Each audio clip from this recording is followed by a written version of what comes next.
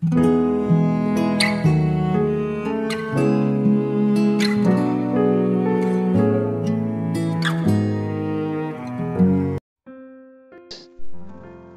saudara yang dikasihi Tuhan Yesus. Selamat malam dan salam sejahtera bagi saudara semua. Saya menyapa bagi saudara yang ada di Indonesia, dari Sabang sampai Merauke, baik yang di kota maupun yang di desa, sampai di pelosok tanah air. Dan saudara yang ada di Malaysia, di Sabah, di Sarawak, di Kuala Lumpur, di Kamboja, Singapura, dan di Amerika Serikat. Senang sekali kembali menjumpai saudara pada saat ini.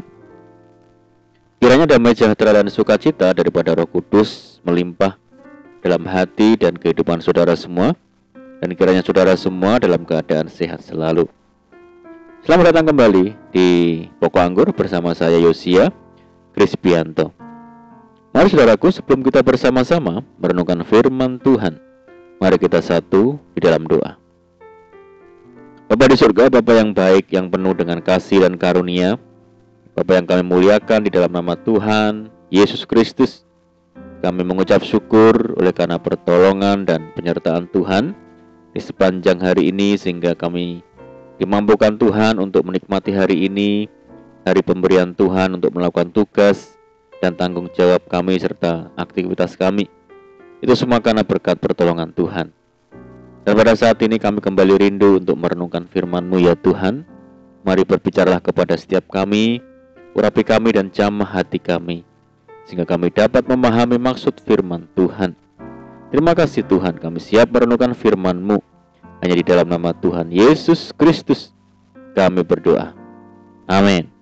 Baik saudara yang kasih Tuhan Yesus, pembacaan firman Tuhan pada saat ini terambil di dalam 2 Timotius pasal yang ketiga ayat yang ke-1. Demikian firman Tuhan, ketahuilah bahwa pada hari-hari terakhir akan datang masa yang sukar. Saudara, kasih Tuhan Yesus, kepada Timotius Rasul Paulus mengingatkan bahwa pada hari-hari terakhir menjelang kedatangan Tuhan yang kedua, akan datang masa yang sukar. Bukankah apa yang disampaikan oleh Rasul Paulus ini benar-benar sedang kita rasakan hari-hari ini, saudara? Saat ini semua umat manusia di belahan bumi manapun tanpa terkecuali mengalami masa-masa sukar di segala aspek kehidupan ini. Di Eropa mengalami krisis energi akibat dampak perang Rusia dan Ukraina. Terjadinya inflasi ekstrim di beberapa negara yang menyebabkan beberapa negara terancam krisis ekonomi. Ditambah lagi dampak dari pandemi yang luar biasa besar. Saudara, keberadaan kita ini tidak ubahnya seperti seorang prajurit yang sedang bertempur di medan peperangan.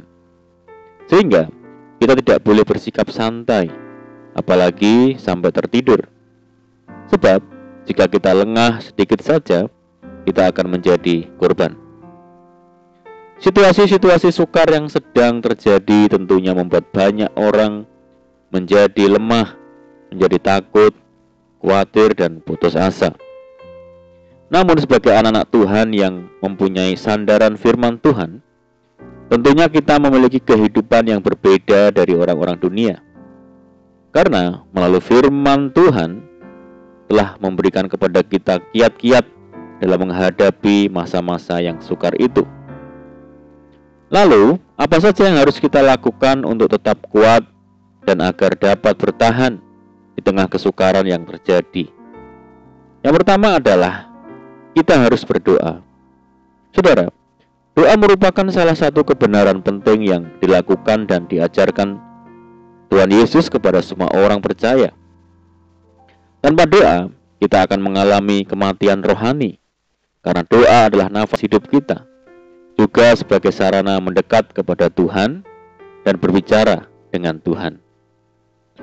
Tuhan Yesus menasihati kita untuk terus berdoa dengan tidak jemu-jemu. Di segala keadaan kita harus tetap berdoa. Mengapa demikian, saudara? Sebab firman Tuhan berkata, doa orang yang benar bila dengan yakin didoakan, sangat besar kuasanya. Puji Tuhan. Saudara yang kasih Tuhan Yesus, kita harus sadar bahwa di dalam doa ada kuasa. Kuasa mengubah ketakutan menjadi kekuatan. Yosafat ketika bangsanya diserang Bani Moab dan Amon menjadi sangat takut. Lalu ia mengambil keputusan mencari Tuhan. Bahkan ia menyerukan kepada seluruh Yehuda supaya berpuasa. Ketakutan yang ada dalam diri Yosafat berubah menjadi kekuatan yang dahsyat. Ia dengan penuh keberanian maju berperang dan akhirnya tampil sebagai pemenang oleh karena Tuhan turut bekerja dengan caranya yang heran dan ajaib. Di dalam doa juga terkandung kuasa menghasilkan sesuatu yang mustahil menjadi mungkin, saudara. Hana adalah wanita mando yang secara manusia mustahil dapat memiliki anak. Tetapi karena ia terus bertekun di dalam doa, perkara yang ajaib pun terjadi. Tuhan mendengarkan seruan doanya sehingga mengandunglah Hana dan melahirkan seorang anak laki-laki. Hana berkata, "Untuk mendapat anak inilah aku berdoa, dan Tuhan telah memberikan kepadaku apa yang kuminta daripadanya."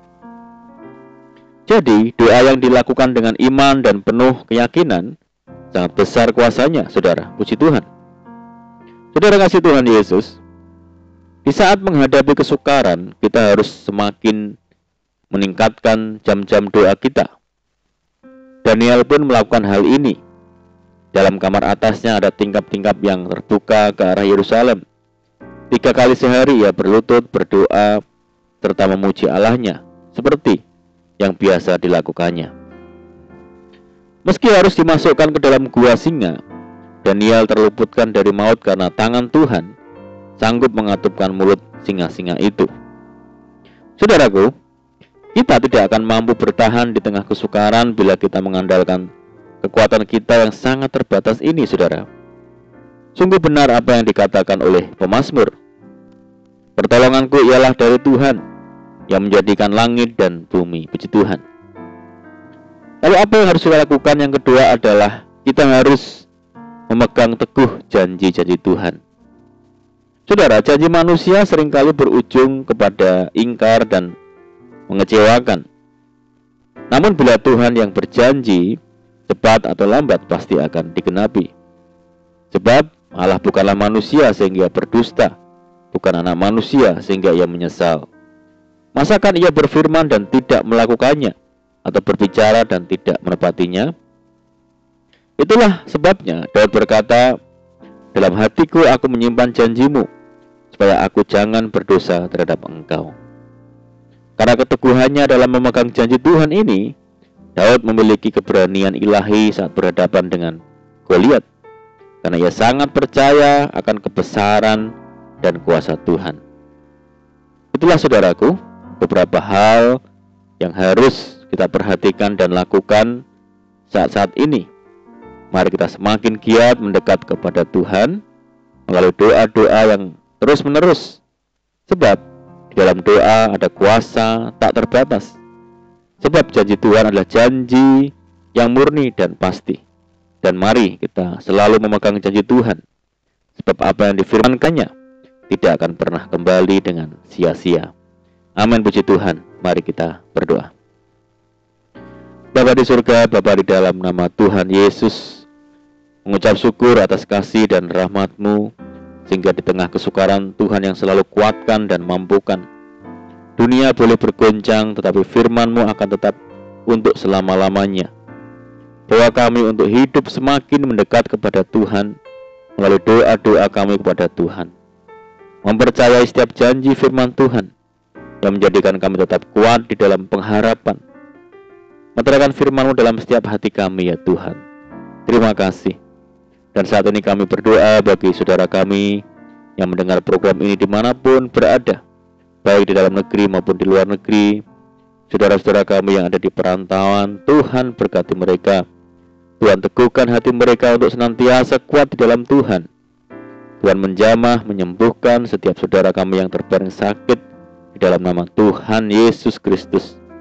Tuhan memberkati saudara kami semua dalam rumah tangga, keluarga, pekerjaan, bisnis, pendidikan, pekerjaan di kantor, di perusahaan, di perkebunan, dan dimanapun mereka bekerja.